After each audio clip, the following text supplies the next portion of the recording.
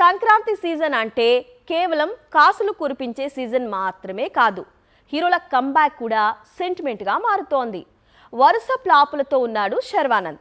సంక్రాంతికి నారీ నారీ నడుమ మురారి అంటూ వచ్చాడు, హిట్ కొట్టాడు. రవితేజ కూడా పండక్కి సినిమాను రిలీజ్ చేసి మంచి వసూళ్లనే చూశాడు.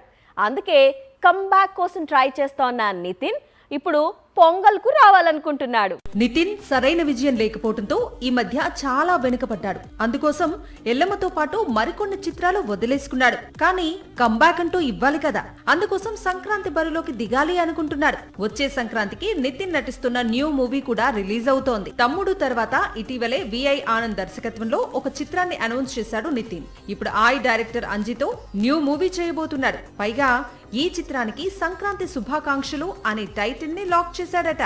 సాక్షి టీవీ ప్రసారాలను నిలిపివేయడం చట్టరీత్యా నేరం.